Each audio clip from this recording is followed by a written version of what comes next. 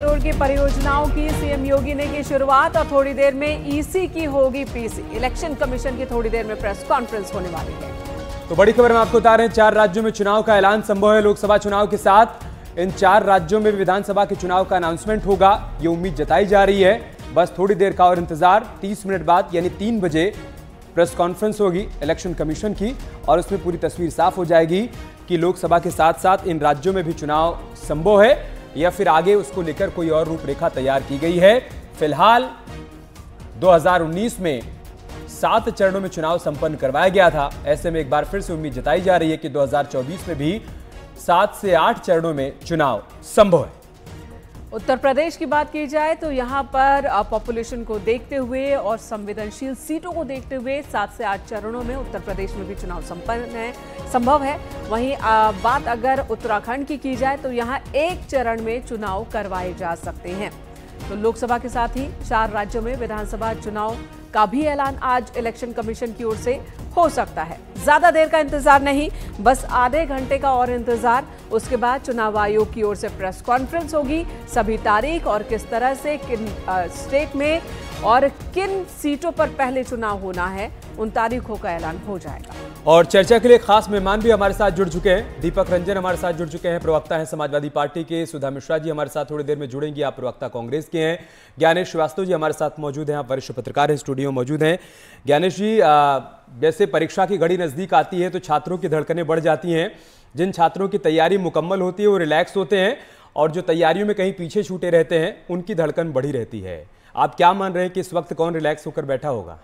नहीं, रिलैक्स होकर कोई नहीं बैठा होगा और सबकी आंखें पहले तो तय होगा कि कितने चरणों में होगी, ताकि उसके हिसाब से अपने कैंपेनिंग का प्लान करेंगे। और ये चुनाव इस मामले में बहुत महत्वपूर्ण होगा क्योंकि विपक्ष जो है बार बार ये कह रहा है कि अगर इस बार सत्ता में मोदी को नहीं हराया गया तो शायद आगे चुनाव नहीं होगा। इसलिए विपक्ष के लिए करो या मरो की स्थिति है और मुझे लगता है कि जो हालात हैं देश में, बदलाव की गुंजाइश है या नहीं ये तो वक्त बताएगा, लेकिन चुनाव देश के लोकतंत्र के लिए बहुत जरूरी है। खुशी इस बात की है कि देश में चुनाव समय पर हो रहा है, ये सबसे बड़ी खुशी की बात है। जी, ज्ञानेश जी बने रहे हमारे साथ। दीपक रंजन प्रवक्ता समाजवादी पार्टी हमारे साथ, सुधा मिश्रा भी हमारे साथ प्रवक्ता कांग्रेस जुड़ी हुई है। सुधा जी, तैयारी हो गई है। खासकर उत्तर प्रदेश में समाजवादी पार्टी ने तो अपनी सीटों पर कैंडिडेट अनाउंस करने शुरू भी कर दिए हैं। 50 कैंडिडेट उन्होंने अनाउंस कर दिए। आपकी ओर से कब होगा? नहीं, बहुत जल्दी होगा मेनका जी। और तैयारी जो झूठ के खोल में उलझे हुए लोग हैं उनको करनी पड़ेगी। और जहां तक आप बता रही हैं पक्ष की कि एनडीए के गठबंधन में तैयारियां हो चुकी हैं, तो जिनको झूठ को ही छुपाने के लिए नित रोज कुछ ना कुछ करना है वो तो करेंगे। हमें तो सच के साथ, जनता के साथ खड़ा होना है। तो जल्दी ही जो हमारे पास सीटें हैं, क्योंकि हम 80 पे 80 अपने गठबंधन के साथ चुनाव पे उतर रहे हैं, तो सपा अगर अपने भी उम्मीदवारों के नाम बता रही है तो उसमें हम भी हैं उसके साथ, ये आपको उसमें जरूर जोड़ना चाहिए। क्योंकि जो सीटें बटी हैं वो सीटें बटी हैं उस 80 पे और हम सब मिलके 80 पे चुनाव लड़ रहे हैं। तो जो उम्मीदवारों की लिस्ट आ रही है उसमें हम गठबंधन के लोग शामिल हैं और जल्दी ही सारे नाम उसमें सामने आ जाएंगे। दूसरी बात अमित जी और मेनका जी, जो आपने कहा कि तैयारी कैसी है, तैयारी तो जिनको रोज सुप्रीम कोर्ट लताड़ रहा है, रोज सुप्रीम कोर्ट के कोड़े लगने के बाद नई नई इंफॉर्मेशन आ रही है, उनको करनी पड़ेगी।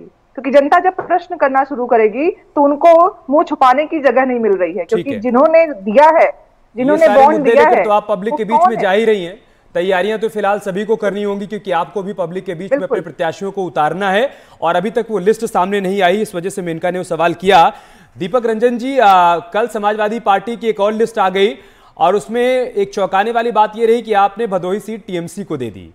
तो ये एसपी की लिस्ट में टीएमसी का क्या काम है? कल से चर्चा लगातार चल रही है। क्या पश्चिम बंगाल में अभी आपके लिए संभावनाएं हैं? किरण में नंदा को वहां पर एक सीट मिल सकती है टीएमसी के कोटे से?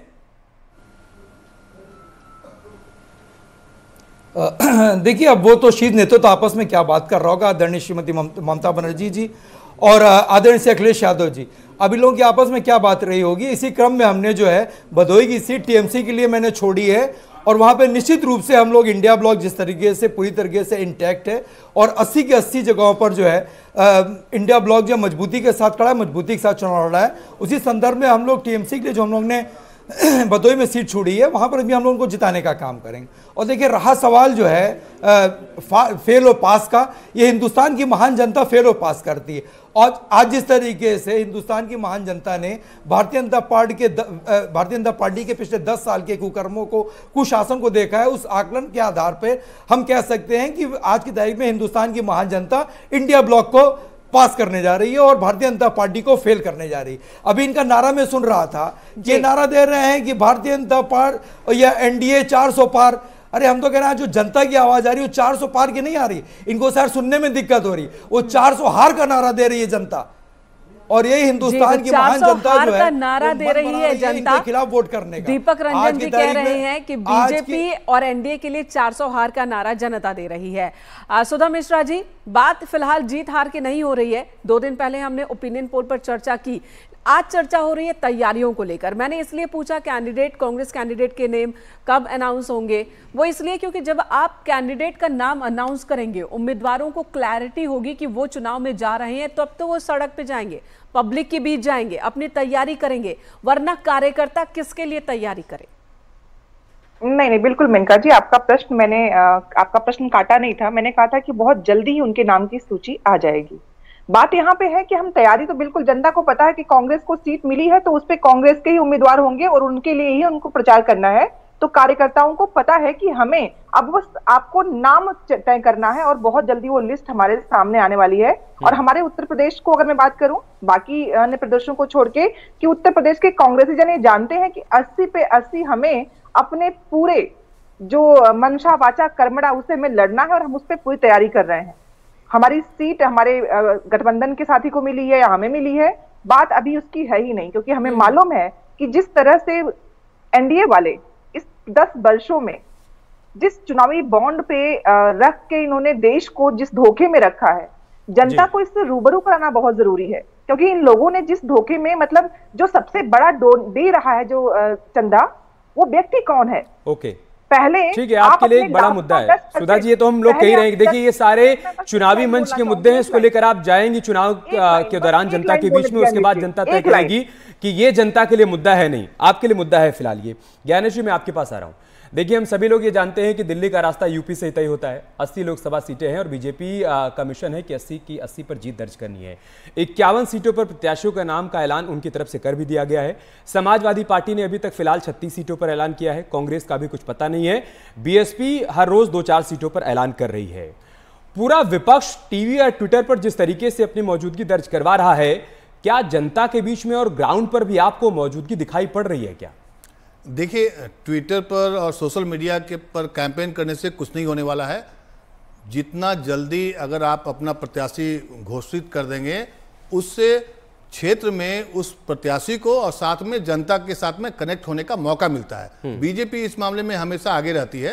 हालांकि कांग्रेस की जो लिस्ट आई है, पहली और दूसरी जो भी आई है, पहली बार मैंने देखा है कि समय रहते हुए कर दिया है। आपको याद होगा पहले जब चुनाव होता था तो जिस दिन डेट फाइनल होता था फाइलिंग करने का, उस दिन तक टिकट का बंटवारा होता था। तो देखिए, टिकट बंटवारा अगर आप पहले समय पर कर देंगे, ग्राउंड पर आप चले जाएंगे, तो फायदा निश्चित आपको दिखाई पड़ेगा। लेकिन मुझे नहीं लगता है कि अभी यूपी खास करके इसलिए बीजेपी का ये एक इपिक सेंटर है। यहीं राम मंदिर है, यहीं पर काशी है, यहीं पर आपको अयोध्या भी है, मथुरा भी है। और यूपी में कौन है? एक मजबूत सरकार है, योगी की सरकार है। यूपी में यूपी का भूत भी है, यानी कि भूत में कौन कौन सी सरकारें रहीं, उस दौरान उत्तर प्रदेश में क्या स्थिति थी, ये मौजूदा सरकार बार बार जनता के सामने रखती है। यूपी का वर्तमान भी है जो सरकार रखती है कि देखो हम कितना काम कर रहे हैं, बदलाव कर रहे हैं। और यूपी का भविष्य कि अभी इतना काम हुआ और आगे काम करेंगे, अयोध्या हुआ है और अभी तो मथुरा बाकी है, तो भविष्य भी दिखाती रहती है सरकार। तो यूपी बहुत ही महत्वपूर्ण बीजेपी के लिए है। सवाल यहां पर यह भी है ज्ञानेश जी, यहीं पर विपक्ष शायद मात खा जाता है। ये सोचते हैं कि जनता ने मन बना लिया है, सुप्रीम कोर्ट ने ये कह दिया है, उसने वो कह दिया है, और बीजेपी ग्राउंड पर, बूथ पर, पन्ने पर काम कर रही होती है। नहीं, ऐसा नहीं कर सकते हैं कि ग्राउंड पर काम नहीं कर रही है। हर एक पार्टियां अपने हिसाब से काम करती है। लेकिन अभी जो इलेक्टोरल बॉन्ड का जो मुद्दा है, ये भी आपको गेम चेंजर साबित हो सकता है अगर कांग्रेस या विपक्ष इस मुद्दे को जमीन पर ले जाने का प्रयास करेगी तो। लेकिन सवाल यही होता है ना कि नारे अच्छे लगते हैं, आपकी योजनाएं अच्छी हैं, आपकी घोषणाएं अच्छी हैं कि हम न्याय करेंगे, वो बातें ग्राउंड पर कितना पहुंच पाता है, यही चुनौती होगी विपक्ष के लिए और कांग्रेस के लिए खास करके। क्योंकि देखिए, चुनौती ये नहीं होती है कि आप अच्छे कैंडिडेट हैं, आपकी बातें जनता तक पहुंच पा रही है कि नहीं कर पा रही है, आप कनेक्ट करने के लिए क्या क्या आपने साधन जुटाए हैं। इस मामले में देखेंगे तो हमेशा आपको बीजेपी आगे दिखाई पड़ेगी। लेकिन चुनाव का प्रेडिक्शन करना मेरे हिसाब से बहुत ही गलत है। जनता जनार्दन होती है, लोकतंत्र मतलब लोगों का तंत्र है, तो लोग डिसाइड करेगा कि कौन जीतेगा कौन हारेगा। ठीक है। दीपक रंजन जी, चंद्रशेखर आजाद लगातार ये कोशिश करते रहे कि समाजवादी पार्टी या इंडिया गठबंधन के साथ उनकी बातचीत हो जाए और उनको भी स्पेस मिले, थोड़ी वेटेज मिले और वो आपके साथ कदम ताल कर पाए। नगीना सीट पर तैयारी कर रहे थे आजाद साहब चुनाव लड़ने की और आपने कल वहां पर भी प्रत्याशी घोषित कर दिए। तो अगर आपका मिशन यही है कि बीजेपी को सत्ता से हटाना है और आप शुरुआत से बात कह भी रहे थे कि साथ आइए बीजेपी को हटाइए, आप साथ लाने को तैयार नहीं है। जहां पर छोटी छोटी पार्टियां अपनी तैयारी कर रही हो, मजबूत भी हैं, वहां पर भी अपने प्रत्याशी आप घोषित कर दे रहे हैं। देखिए अमित जी, नगीना के लिए पहले ही आदरणीय राष्ट्रीय अध्यक्ष जी ने और ये आजाद समाज पार्टी के जो चंद्रशेखर जी इनसे बात हो गई थी, उन्होंने कहा था कि वहाँ पे रिटायर्ड एडीजे हैं, उनको विधानसभा में उस टाइम टिकट नहीं दे पाए थे, इसलिए उनसे कमिटमेंट था कि उनको आगे आने वाले नगीना के चुनाव में जो उनको लड़ाया जाएगा। और देखिए, इनकी चंद्रशेखर जी की अपनी अलग पार्टी है, वो अपने पार्टी से चुनाव लड़ रहे हैं, समाजवादी पार्टी की अपनी अलग पार्टी है, समाजवादी पार्टी ने वहाँ पे कैंडिडेट खड़े कर दिए। देखिए, रहा सवाल बीजेपी का, बीजेपी वाले आज की तारीख में जो इतना उत्साहित दिख रहे हैं, वो अगर देखिए 400 पार की जो बात कर रहे हैं, अगर मन के लड्डू खाने ही है तो उसमें थोड़ी शक्कर और मिला दो। 400 की बात क्यों कर रहे हो, 500 की बात करो। देखिए, मैंने बार बार कहा कि जनता ही जनार्दन है, जनता ही पेश में आप भी तो कर रहे थे। आज की तारीख में आपने देखा होगा, भी अलग अलग मंच से कही रहे थे कि 403 में 400 हमारी है, 3 हम छोड़ रहे हैं। तो अगर वो यही काम कर रहे हैं तो गलत क्या है? अरे भाई ये झूठ। अरे देखिए, भारतीय जनता की पार्टी जुमलेबाजी से आई थी और भारतीय जनता पार्टी की सरकार अपनी गारंटी से जा रही है। तो 22 में अखिलेश और आपने उत्तर प्रदेश का हाल देखा होगा, अभी जो परीक्षा जो नहीं हो पाई, आज की तारीख में उत्तर प्रदेश जो पूरी तरीके से पेपर लीक प्रदेश बन गया है। आप 60 लाख नौजवानों के भविष्य के साथ भारतीय जनता पार्टी ने खिलवाड़ करने का काम किया और 60 लाख इंटू 3 कर लीजिए, उनके सिर्फ माँ बाप से जोड़ दीजिए तो 1,80,00,000 उत्तर प्रदेश के लोग आज भारतीय जनता पार्टी के खिलाफ है। और अगर आप उनको 80 लोकसभा से डिवाइड कर दीजिए तो एक लोकसभा में करीब 2.25 लाख जो है लोग होते हैं, मतदाता होते हैं। तो क्या माहौल है, आप बता दीजिए। आज स्वास्थ्य की स्थिति क्या है? और भारतीय आप इंडिया ब्लॉक के लोगों से पूछ रहे हैं, अभी एनडीए ने भी अपने 24 प्रत्याशी नहीं उतारे, 24 का मैं समझता हूँ 25, क्योंकि अभी उनके एक प्रत्याशी जो जांच के घेरे में वो अपनी जांच करा रहे हैं, पता नहीं उनकी जांच कब पूरी होगी। बाराबंकी वाले जनता के बीच जाकर इन मुद्दों को कैसे रखना है, कैसे भुनाना है, इस पर विपक्ष को और ज्यादा मेहनत करने की जरूरत है।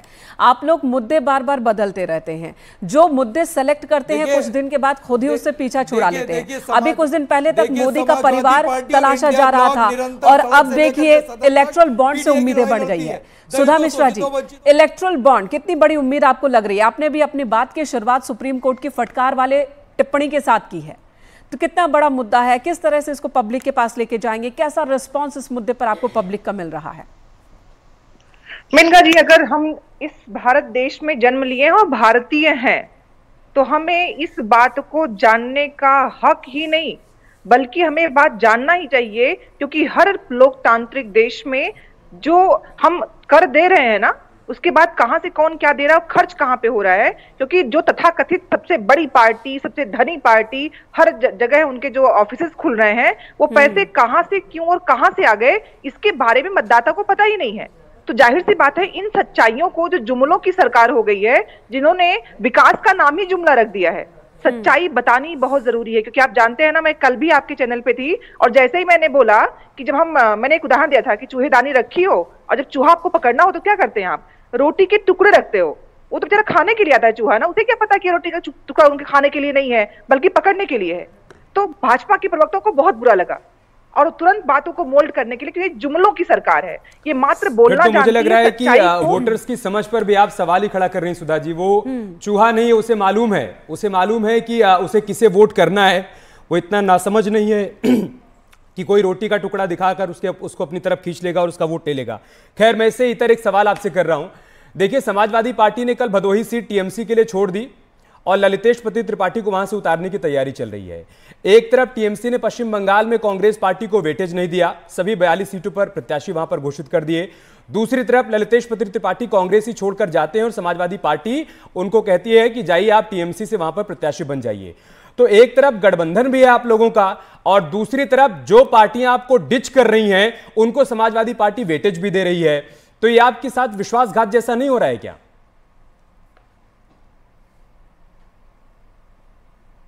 सुधा जी। जी अमित जी, पहले आप लोग प्लीज, अगर हम बात कर रहे हो तो पूरी बात के संदर्भ खत्म कर देते हैं, प्रसंग को सुन लेते हैं, संदर्भ खत्म कर देते हैं। असल में राजनीतिक मंच नहीं ना सुधा जी, टीवी की अपनी एक सीमाएं होती हैं, हमें एक सीमित समय में डिबेट करना होता है, इस वजह से मैंने आपसे सवाल किया। बाकी आप अपनी बात पूरी करिए। आपने यहाँ पे अगर संविधान में ये चीजें लिखित होती कि कब कौन कहाँ जा रहा है, उस पे कौन कौन से दंड और कौन कौन सी चीजें होंगी, तो उसके बारे में ये प्रश्न कहीं ना कहीं उस पे होता और उस पे बात होती।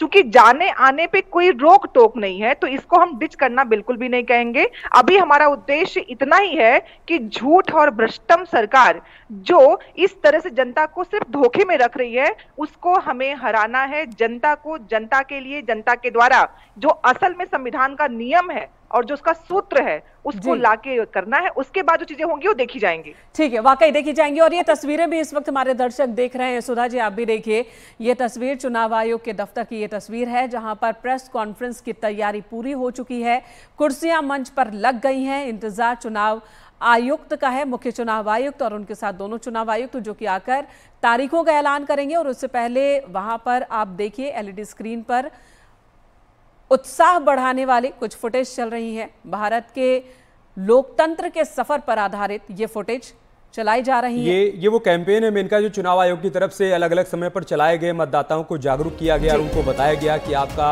एक वोट लोकतंत्र के लिए कितना मायने रखता है और आप अपने मताधिकार का इस्तेमाल जरूर करिए।